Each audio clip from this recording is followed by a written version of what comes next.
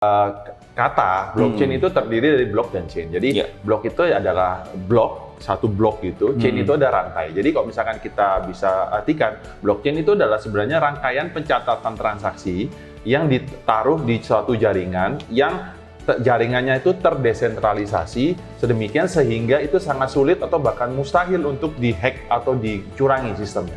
Pencatatannya dilakukan di jaringan yang tersentral atau di satu komputer atau di satu server. Ini servernya ada banyak. Jadi ada banyak banget server.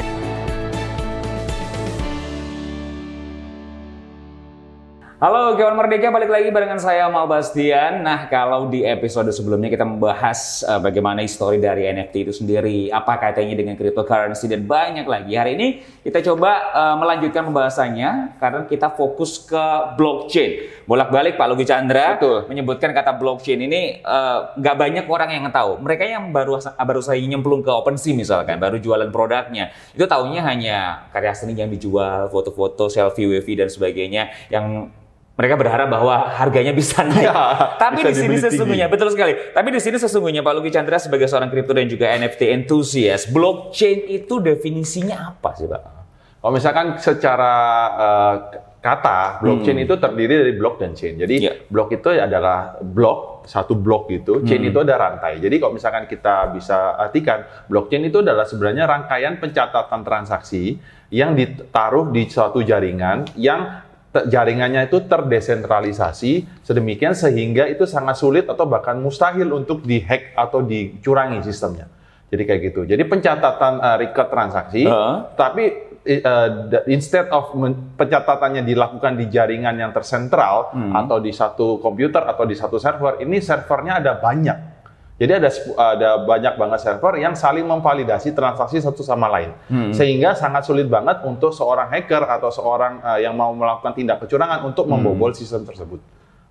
Mudahnya seperti itu. Oke, berarti validasi itu datang dari blockchain. Apakah produk dari NFT ini atau cryptocurrency? Cryptocurrency-nya ini bisa real digunakan atau tidak, begitu kan? Betul. Ya, jadi kalau misalkan kita ngomong di blockchain, ketika saya melakukan suatu transaksi di dalam jaringan blockchain tersebut akan saling memvalidasi satu sama lain terhadap transaksi saya. Contoh, misalkan saya mau melakukan transfer kripto ke pihak A.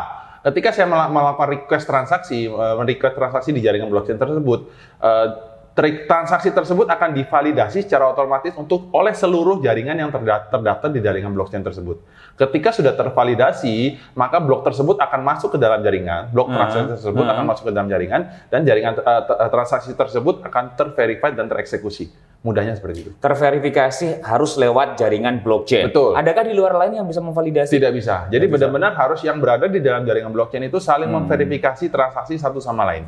Karena hanya itu yang transaksi yang bisa berjalan di area itu. Betul. Oke, kita ambil teknisnya Pak, biar lebih simpel dan juga kawan Merdeka lebih paham bagaimana kita format dari blockchain itu berjalannya seperti apa. Jadi kalau misalkan saya melakukan suatu transaksi blockchain, saya merequest transaksi blockchain, lalu transaksi tersebut saya masukkan ke dalam jaringan blockchain, lalu jaringan blockchain tersebut memvalidasi transaksi tersebut antar nodes, antar komputer yang terdaftar di jaringan blockchain tersebut.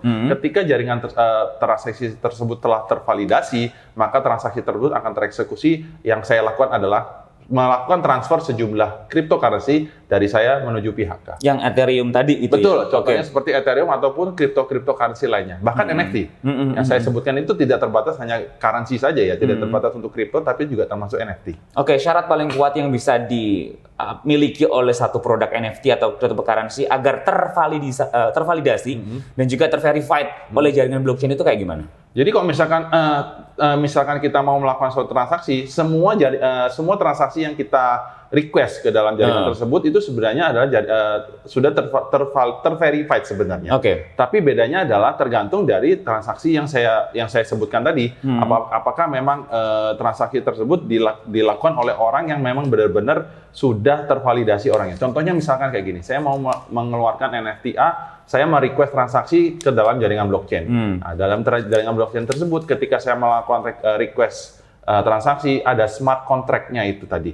Smart contract-nya itu yang akan memvalidasi bahwa transaksi tersebut adalah benar dari kreatornya si A. Nah, kalau misalkan ada transaksi lain dari si kreator si B melakukan transaksi, smart contract-nya itu akan berbeda dengan yang dikeluarkan oleh si kreator A itu. Nah, dari situ maka dengan mudahnya kita bisa tahu yang mana transaksi yang benar-benar sesuai dengan yang kita mau, yang kita butuhkan. Oke, berarti blockchain ini atau jaringan blockchain ini memiliki list, misalkan cryptocurrency mana saja yang sudah tervalidasi atau terverified dari mereka. Transaksinya perpindahan dari si A dan si B dan seterusnya itu sudah tercatat semua di jaringan blockchain. Oke, apakah ada yang tidak lolos dari verifikasi jaringan blockchain? Nggak ada. Kalau misalkan adanya perpindahan transaksi ataupun semua transaksi yang terjadi harus terverifikasi dalam jaringan blockchain. Kalau misalkan tidak terverifikasi, maka transaksi tersebut tidak dieksekusi.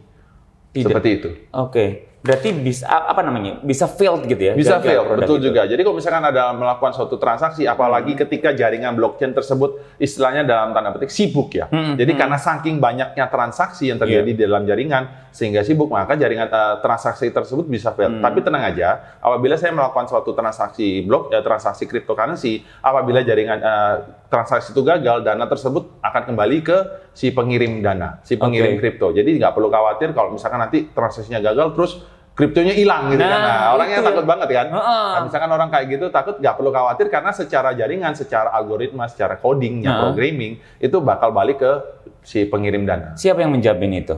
Dari jaringannya blockchain itu. Jadi sebelum membuat jaringan blockchain itu ada algoritma, ada coding program coding yang sudah disematkan di dalam jaringan blockchain yang sebenarnya kita bisa cek. Kalau misalkan teman-teman teknis yang ngerti tentang programming, tentang project developer dari program blockchain itu bisa mengecek apakah memang tersedia fitur tersebut yang mengembalikan dana apabila gagal balik ke si pengirim dana. Pak Luki, apakah masalah muncul di verifikasi jaringan blockchain itu pada saat banyak transaksi yang berjalan?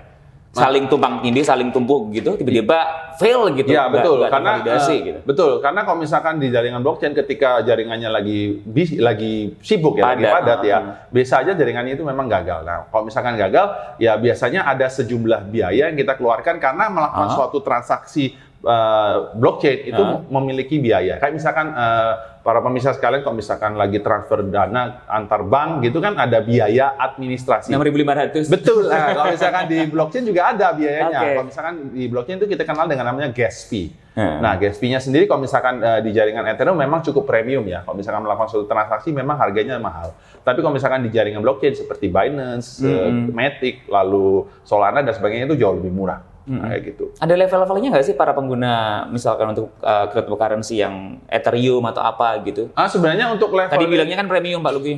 Ya, premium karena apa? Karena jaringan tersebut yang paling populer digunakan oleh pemain ya atau orang-orang yang berada di dalam dunia blockchain. Jadi project Ethereum itu memang project yang paling terkenal di dunia blockchain, makanya paling sering digunakan.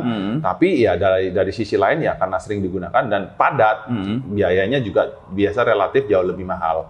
Tapi kalau misalkan dengan jaringan-jaringan lain yang memang tidak sepopuler Ethereum, biasanya gas fee-nya jauh lebih murah juga. Dan juga memang dari segi teknologinya blockchain itu sendiri yang membedakan kenapa Ethereum bisa mahal dan yang lain yang bisa relatif lebih murah.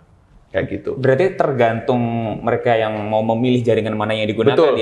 Paling murah berapa sih Pak dari jaringan lain di luar dari Ethereum misalkan? Kalau misalkan di luar dari Ethereum bahkan mengirim kripto nyaris gratis. Bisa gratis. Bahkan cuma Rp1, Rp2 itu sebenarnya bisa pengiriman kripto kayak gitu. Paling tinggi dari Ethereum berapa? Kalau paling tinggi Ethereum ketika kita melakukan transaksi khususnya transaksi NFT ya, itu satu kali transaksi aja kalau misalkan kita rupiahkan itu bisa 1 juta sampai 1,5 juta.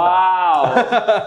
Sudah benar-benar kayak ekspedisi ke luar negeri. Iya betul, hanya untuk membeli NFT itu. Segitunya ya Pak ya. Tapi itu bisa naik lagi kalau misalkan lagi peak banget. Betul, bisa peak lagi, justru bisa lebih mahal untuk biaya transaksi. Itu biaya transaksi tersebut hilang ya. Maksudnya kita membayar sejumlah dana untuk jaringan blockchain yang memvalidasi tadi, yang memvalidasi transaksi tersebut. Nah, gas fee-nya itu ya untuk membayar jaringan blockchain yang memvalidasi itu. Kita berikan gas fee-nya ke mereka kayak gitu. Oke, baik. Ya budget lah ya. Budget lah ya. Oke, kalau saya sebagai masyarakat awam terus saya punya akun di OpenSea, kemudian saya ingin membeli produk NFT menggunakan cryptocurrency Ethereum gitu. Itu gimana proses jalannya, Pak? Sampai itu menjadi sah kepemilikan saya dan sudah ada smart kontraknya. Oke, kalau misalkan kita mau start dari awal, kita harus punya adalah wallet address untuk menyimpan cryptocurrency-nya kita. Kita bisa download dompet digital. Yang paling mudah bisa kita gunakan dari penyedia aplikasi MetaMask namanya. MetaMask.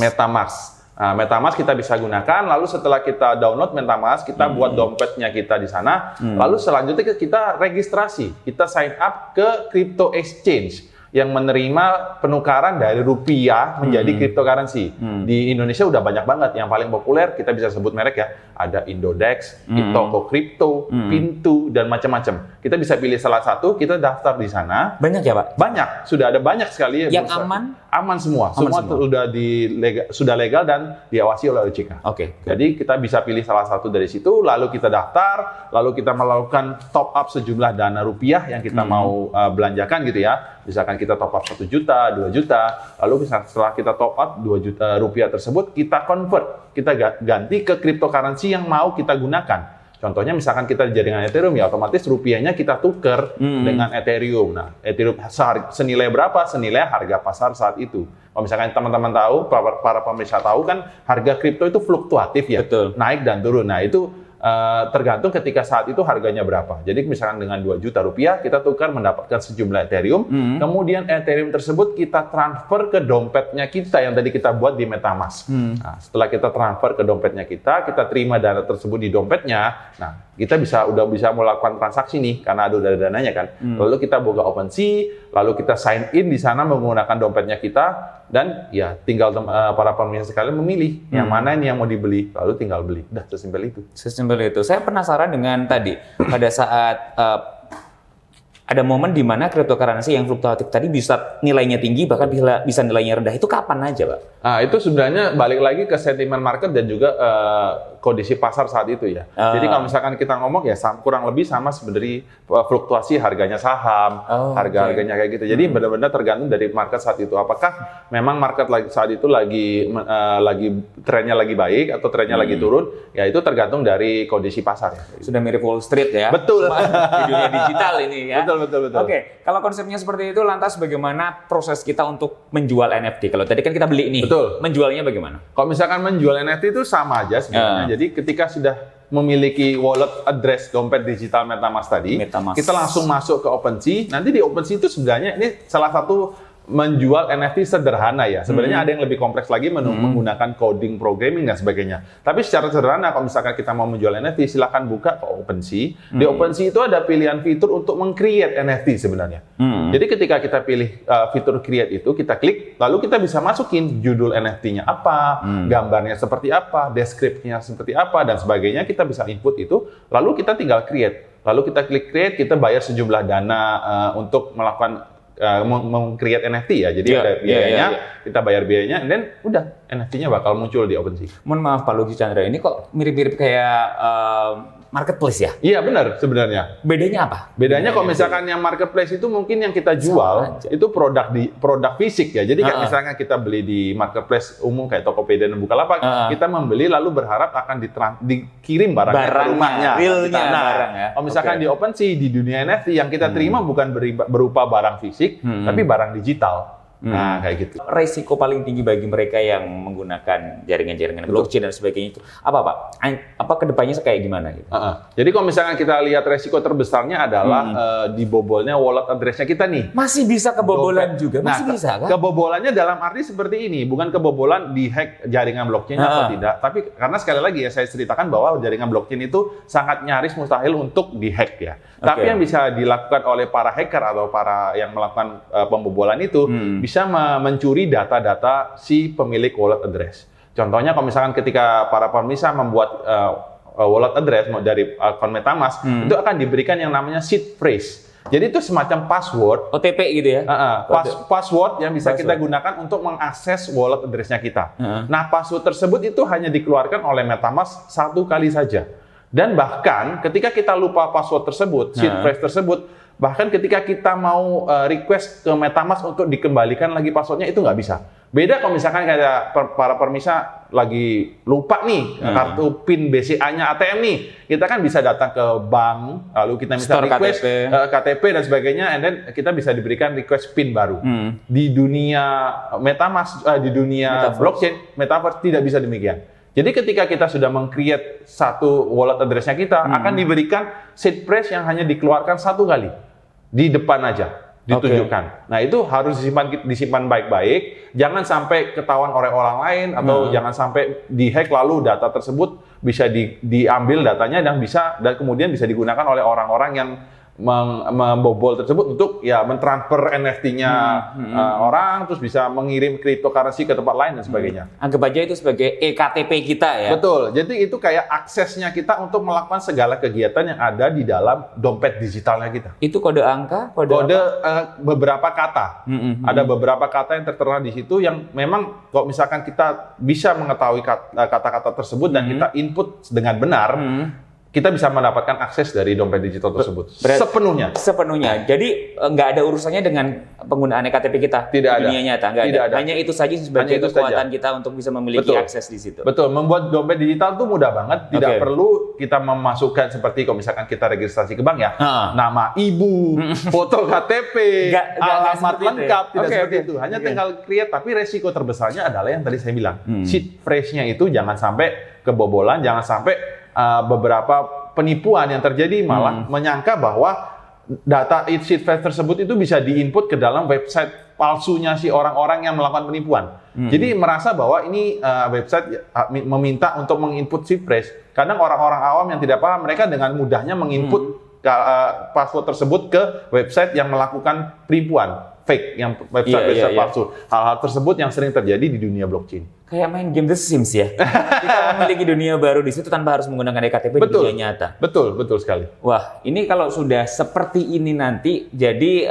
apa-apa bisa dijualkah di metaverse ini? Bisa. Jadi sebenarnya kalau misalkan di dunia NFT itu sebenarnya nggak ada bedanya dengan dunia nyata dia. Tapi bedanya kalau misalkan NFT, apalagi khususnya kita ngomong metaverse, semua produknya itu adalah produk digital. Jadi benar-benar nggak ada fisiknya, yang kita bisa nikmati cuma ya dari produk digital itu sendiri. Target marketnya kayak gimana, Pak? Target marketnya sebenarnya kalau kita ngomong sekarang ya mungkin mohon maaf untuk orang-orang yang mungkin berumur, mereka masih belum percaya ya. Kalau misalkan beli gambar monyet atau beli gambar foto selfie orang sampai 30 juta, 40 juta ini buat apa? Kan orang-orang kan bingung ya. Kalau buat orang-orang yang mungkin sudah berumur. Tapi kalau misalkan kayak saya pribadi, saya mengetahui teknologi blockchain-nya, terus saya mengerti tentang NFT-nya, itu menjadi hal yang lumrah sebenarnya. Dan kedepannya menurut saya pribadi juga dunia digital ini sudah nggak bisa kita elakkan. Suatu saat, apalagi dengan kondisi pandemi waktu itu ya, kita semua work from home, itu adalah salah satu bukti nyata bahwa di dunia digital itu benar-benar sudah berperan penting. Bayangkan dulunya kita meeting harus datang ke kantor, sekarang dengan adanya Zoom, adanya Google Meet, tinggal di rumah doang ya kan, kita sudah bisa meeting, ketemu teman walaupun secara digital, tapi secara informasi, secara diskusi kita bisa sudah seperti dunia nyata kayak gitu. Sometimes kita harus bilang thanks to pandemic ya. Iya. Karena dengan work from home kita bisa menikmati ini semua. Betul. Ya. Oke, sebelum kita tutup, satu last statement dari Pak Lucky Chandra buat kawan Merdeka apa Pak? Oke, kalau misalkan kita ngomong di dunia blockchain itu yang paling kita harus hati-hati adalah menjaga tadi seed phrase dari dompet digitalnya kita. Kalau misalkan teman-teman sudah masuk ke dunia NFT, dunia blockchain, password tersebut, seed phrase tersebut jangan sampai kecolongan. Jangan sampai istilahnya dalam arti salah input atau sembarang input ke website-website atau media-media lain. Karena itu adalah satu-satunya kunci untuk mengakses dompet digitalnya para pemirsa. Jadi kalau misalkan memiliki wallet address-nya tersebut, jangan sampai kecolongan sampai menginput ke tempat yang tidak diinginkan. Bahaya banget itu. Intinya amankan akun Anda. Betul. Ya, sebaik-baiknya. Untuk dapat informasi ini, kita bisa follow Instagramnya Pak Lucky Chandra di mana Pak? Instagramnya saya di @luckchan, LUCKCHAN, Luckchan. Oke, sesimpel itu ya. Kita bakal ketemu lagi nanti. Kita punya episode 3, Pak. Siap. Cuma ngebahas NFT, cryptocurrency. Masih ada satu lagi, ketemu di lain kesempatan. Tetap di Glam Talk. Saya Amal Bastian. Bye-bye. 106,7 Merdeka FM, musik terbaik 90-an hingga kini.